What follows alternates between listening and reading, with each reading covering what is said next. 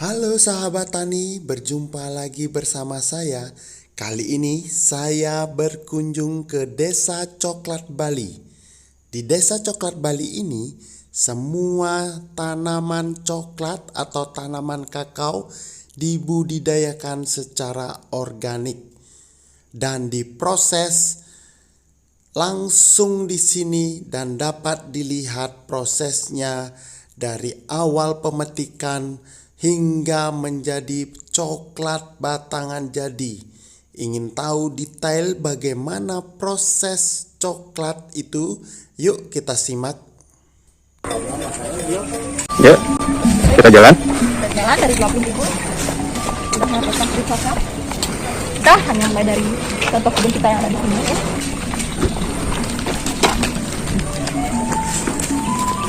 Nah, di sini saya akan jelaskan langsung tentang budidaya kakao kita. Perkenalkan, nama saya Surpa. Saya akan mengantarkan adik sama bapak untuk melihat langsung proses pembuatan coklat yang ada di sini. Nah, di sini untuk budidaya kakaonya itu buah kakao itu ada dua warna ya. Ada yang warna merah yang masih mentah sama yang hijau juga yang masih mentah. Merah sama hijau. Kalau matangnya yang merah nika berwarna orange. Kalau yang hijau akan berwarna kuning seperti ini. Kalau yang merah orange, dia lebih menyerupai orange seperti ini. Nah, dari jenis buah kakao itu ada 3 jenis. Ada yang kita sebut dengan Criollo, Forastero, dan Trinitario. Criollo memiliki ciri-ciri kulitnya nika lebih kasar ya. Bentuknya memanjang seperti ini.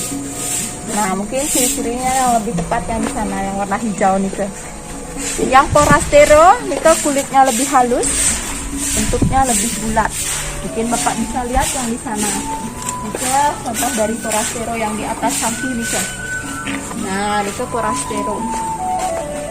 Sedangkan Trinitario nika merupakan campuran antara buah Criollo dan Forastero. Jadi mixing nika yang Trinitario. Nah, di sini pohon kakao itu bisa tumbuh sampai belasan meter. Tapi kita sendiri di sini meratakan ketinggiannya itu 4 sampai 5 meter. Kita lakukan proses pangkas. Kenapa seperti itu? Agar mempermudah kita dalam proses panen dan proses perawatan buah dan pohonnya itu sendiri. Makanya kita biasanya lakukan proses pangkas. Itu merupakan perawatan dari pohon kakao. Nah, untuk bunga kakaonya sendiri mungkin Bapak bisa lihat ini bunga-bunga dalam pohon kakao itu bisa mencapai ribuan. Dalam 1 tahun itu mencapai ribuan bunganya. Tapi hanya 1% dari bunga yang bisa berubah menjadi buah. Hanya 1%. Minimal nika per pohonnya nika berbuah 1 tahun itu 50 sampai 60 buah per tahunnya. Jadi dari bunga sampai buahnya matang itu mencapai 6 bulan. Untuk menunggu panennya itu dari bunga sampai buah matang 6 bulan. Berarti dalam 1 tahun itu hanya 2 kali proses pematangannya. Nah, di sini usia produktif dari pohon kakao itu bisa mencapai puluhan tahun jika perawatannya bagus. Nah, di sini kita hanya perhatikan proses perawatannya. Untuk biopestisida yang kita gunakan di sini itu kita menggunakan biopestisida dari tumbuhan, kita organik coklat ya, makanya kita lakukan di sini biopestisida. Itu yang kita sebut dengan Kisela. Kisela itu kepanjangan dari Kipayat, Serehwangi, sama Lengkuas. Nah, kalau Bapak Adik belum tahu Kipayat, mungkin ini tumbuhannya. Ini kita sebut dengan Kipayat. Kipayat ini kita sebut dengan bunga sengenge. Kalau bapaknya lebih tahu bunga sengenge itu kayak bunga matahari tapi bunganya lebih kecil. Dan campurannya itu Serehwangi sama Lengkuas. Itu kita cincang dan kita tumbuk dalam proses fermentasi. Rasa cairannya itulah kita semprotkan ke buah, ke pohon, dan biasanya kita lakukan proses penyiramannya juga ke tanahnya dengan menggunakan biopestisida kita sebut dengan Kisela. Nah, itulah yang kita gunakan dalam proses perawatan. Untuk proses panen itu kita menggunakan gunting seperti ini. Nah, agar mempermudah kita dalam proses panen. Untuk proses panennya itu kita harus dekat dengan buah ya. Kalau kita lakukan itu harus lebih dekat dengan buah. Gak boleh dekat dengan batang. Kenapa seperti itu? Agar tidak merusak dari batang pohonnya tersebut. Karena bunga kakao itu akan tumbuh di satu spot yang sama seperti ini. Ini bekas-bekas panenan. Nah, ini bekas panennya itu bunganya akan muncul dari di satu spot yang sama. Itu proses panen kita. Buah pohon kakao itu dari pertama kita menanam bibit kakao itu di usia 3 tahun sudah bisa menghasilkan buah pertama, ataukah kita sebut dengan dia baru belajar berbunga, itu di usia 3 tahun. Rata-rata usia pohon yang ada di sini ini 5 tahun. Untuk proses penanamannya juga kita harus perhatikan, siapa tahu adik sama bapak nanti melakukan proses penanaman pohon kakao itu juga diperhatikan jaraknya. Jadi jaraknya itu minimal 3 x 3 meter. Maksimalnya jika mempunyai lahan yang lebih luas bisa 4 x 4 meter.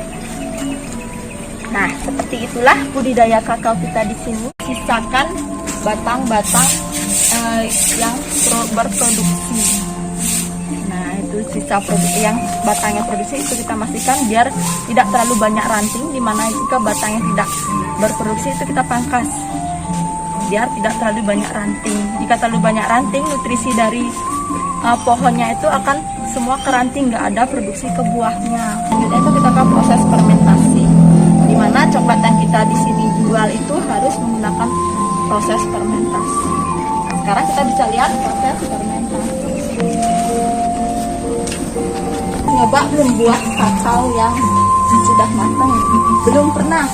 Nah, biar pernah, sekarang kita coba buahnya. Biar tahu dulu asli rasanya bagaimana. Sekarang kita coba. Kita buka ya. Buahnya ini ya. 1, 2, 3. Nah, bisa ini. Warnanya warna ungu ya.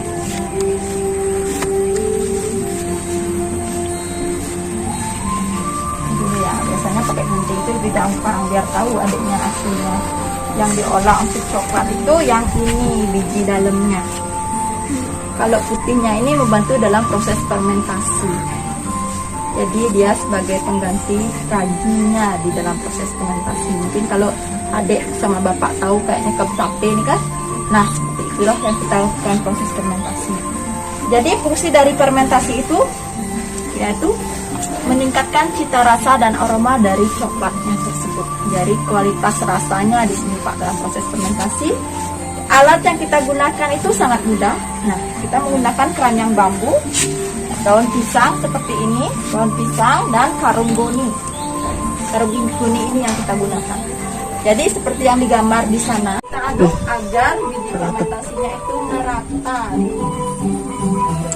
Nah, seperti itulah. Untuk pemberhentian fermentasi di dalam 5 hari itu, kita potong fermentasinya dengan cara merendam biji tersebut dengan air biasa selama 2 jam. Setelah kita rendam selama 2 jam, barulah kita cuci bersih bijinya dan kita lakukan proses penjemuran selanjutnya. Kita di sini masih menggunakan matahari langsung dalam proses penjemuran. Jadi kita tidak menggunakan alat, masih dengan menggunakan matahari langsung. Jika mataharinya bagus, dalam proses pengeringan itu kita lakukan 5 hari sudah kering. Kalau seperti sekarang, musim sekarang bisa melebihi 8 hari, 10 hari. Di sini bisa kita lihat contoh dari biji pengeringannya. Nah, ini bisa dibedakan. Ini yang biji tanpa fermentasi, kalau ini biji yang terfermentasi. Di sini sudah bisa dibedakan. Kalau biji yang terfermentasi itu hasilnya lebih crispy dia. Nah, masih lebih mudah kita buka. Lebih mudah, lebih crispy, lebih mudah diproses di pabrik. Kalau ini biji yang tanpa fermentasi, jadi lengket dia. Nggak mau crispy seperti ini. Karena kenapa? Itu putih pulpnya itu masih tertempel di bijinya, makanya dia agak lengket. Kalau yang ini kan dia sudah ada proses fermentasi, setelah itu kita lakukan pencucian, itulah yang menyebabkan bijinya lebih cantik. Di sini kita jual semua proses. Nanti di dalam proses selanjutnya itu kita jual namanya biji roasted, makanya kita cari biji yang cantik seperti ini. Kalau ini kita jual kemasannya seperti ini kan kurang bagus. Makanya yang lebih cantik kita lakukan. Dan proses pengeringan, fermentasi kita lakukan 5 hari, pengeringan kita lakukan 5 hari. Di sana sudah memakan waktu 10 hari. Sekarang kita lanjut ke proses selanjutnya.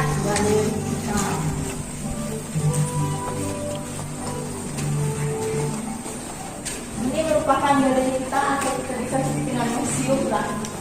Ini mesin generasi pertama kita. Jadi awal dari prosesnya itu kita gunakan mesin yang ada di sini. Awal proses kita lakukan mesin yang ada di sini. Setelah kita proses pengeringan, proses yang pertama kita lakukan yaitu di mesin roasting. Jadi mesin roasting atau proses sangrai kita lakukan dalam proses pengeringan. Setelah di pengeringan itu kita sangrai bijinya. Setelah kita lakukan proses mengsangrai itu kita lakukan proses yang kedua. Tapi ini semua mesin nggak semua ada di sini Pak Nir, hanya beberapa mesin. Jika nanti saya jelaskan selengkapnya yang ada di sini. Proses yang kedua itu proses winnowing. Dimana setelah kita roasting bijinya kita lakukan proses winnowing, yaitu pemisahan kulit dengan daging bijinya. Jadi pisahkan kulitnya untuk mendapatkan daging bijinya. Di sana kita pecahkan dagingnya.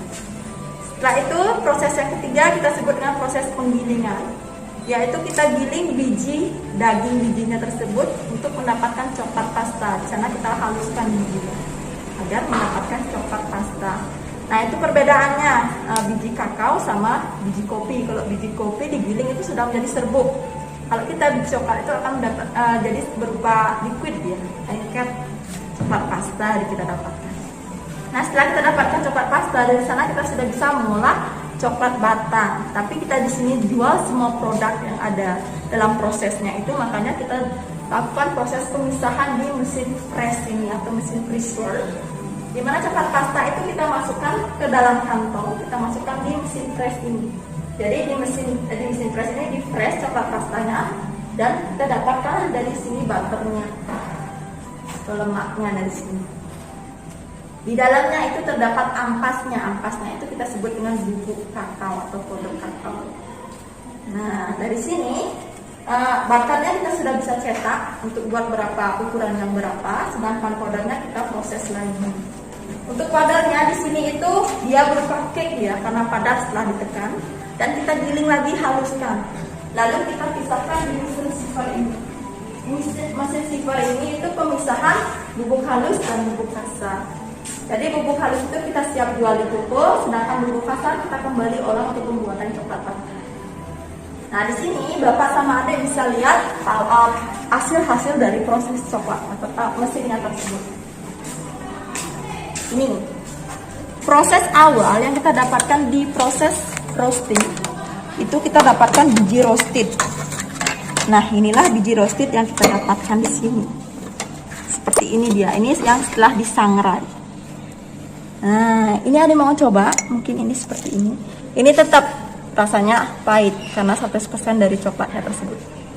Jadi asli dari coklat itu rasanya pahit. Kalau yang manis itu gula.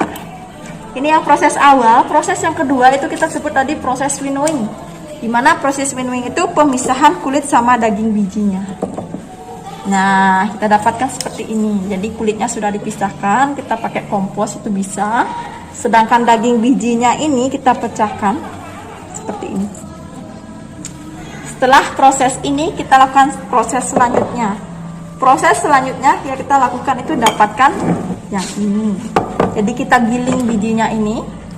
Di dalam proses penggilingan itu kita tidak mencampur bahan apapun di dalamnya. Pure dari kita sebut dengan nibnya niki, biji kakao dalamnya itu yang kita dapatkan. Dan kita giling, kita haluskan untuk mendapatkan coklat pasta. Jadi dia berlemak. Yang putih-putih ini lemaknya, butternya yang naik Pak. Itu lemak kakaonya atau butter kakao. Nah, di dalam biji kakao itu sudah mengandung butter sendiri. Dari sini, ini kita sudah bisa olah untuk pembuatan coklat batang. Tetapi karena kita jual semua produk yang ada di sini, sesuai yang saya tadi bilang, makanya coklat pasta ini kita pisahkan di mesin pressor itu, atau di mesin press, untuk mendapatkan coklat kakao butter dan kakao powder seperti ini. Jadi kakao butternya seperti ini, kakao powdernya seperti ini. Nah, ini yang sudah dipisahkan. Untuk pembuat coklat batang ini dari sini. Dipisahkan dapat 2 produk lagi. Di sini kita semua produk ini kita jual. Butter ini selain dari bahan dasar pembuatan coklat, itu biasanya digunakan untuk bahan-bahan kosmetik. Ini yang terlaris misalnya. Kakao butter. Mungkin adiknya sudah tahu, bapaknya sudah tahu manfaat dari kakao butter. Kalau powdernya ini biasanya untuk pembuatan makanan dan minuman. Biasanya pakai hot coklat, atau kamu buat cake, brownies itu bisa kita pakai bubuknya, campur di adonan. Butternya juga bisa kita meltedin, langsung kita aduk di adonan. Nah, seperti itulah proses-proses pengolahan coklat kita di sini. Mungkin bapak sama adik sudah lebih paham langkah-langkahnya. Kalau setelah ini kita lanjut aja untuk lihat proses pembuatan coklat batang. Nah, di sini adik sama bapak bisa lihat 4 jam. Nah, setelah di reckoning mesin, kita bisa lihat itu proses selanjutnya itu counting mesin. Bapak sama adik bisa lihat dari sini. Itu yang warna orange di pojok muter-muter itu kita sebut dengan counting mesin. Nah, itu counting mesin. Setelah di reckoning mesin, kita masukkan coklatnya ke counting mesin. Fungsinya di sana untuk melembutkan coklatnya. Prosesnya di sana itu 48 jam. Nah, setelah di-counting kita lakukan proses tempering, di mana tempering itu fungsinya untuk menghilapkan coklatnya. Jadi yang kita lakukan di sini itu kita lakukan proses pencarian suhu itu di atas meja. Proses yang pertama itu kita lakukan proses yang itu pemanasan di atas kompor. Coklatnya dipanaskan yang sudah di alat dengan pan. Itu dipanaskan untuk mencari suhu 40 derajat Celcius. Setelah kita dapatkan suhu 40 derajat Celcius di atas kompor itu, kita lakukan proses pengulangan secara 2 kali di atas meja. Proses yang pertama, pengulangan yang pertama itu kita cari suhunya di atas meja itu untuk ke 28 derajat Celcius. Setelah kita dapatkan di sana, sambil diaduk-aduk, kita tuangkan lagi, campur lagi proses yang kedua, itu mencari suhunya 32 derajat Celcius. Setelah kita dapatkan suhunya di sana, sambil diaduk-aduk agar coklatnya itu menyatu biar nggak terjadi fat blooming ya. Nah, di sanalah prosesnya biar coklatnya lebih mengkilap. Setelah kita dapatkan suhunya yang kita inginkan, barulah kita cetak coklatnya. Setelah kita cetak coklatnya, kita matangkan coklatnya ke suhu yang dingin atau ke dalam showcase. Setelah matang di showcase, kita ambil dari showcase, kita diamkan dulu di luar selama 1 hari untuk menunggu siap dikemas. Pengemasannya kita lakukan masih manual, ya. Kita mesti pakai tangan. Itu jadi seperti itulah dari awal proses sampai sampai dikemas itu biasanya membutuhkan waktu 15 hari untuk proses pembuatan coklatnya. Coba coklat yang ada di sini, ini sudah coklat dari tiketnya. Jadi dari 2 tiket tersebut, Bapak akan mendapatkan 2 coklat yang ada di sini. Nah, sebelum Bapak adik memilih coklat yang ada di sini, silakan dulu tester coklat yang ada di sini dan ambil pilihannya. Adik-adik tadi sudah mendapatkan 2 tiket ya, jadi dapat 2 coklat.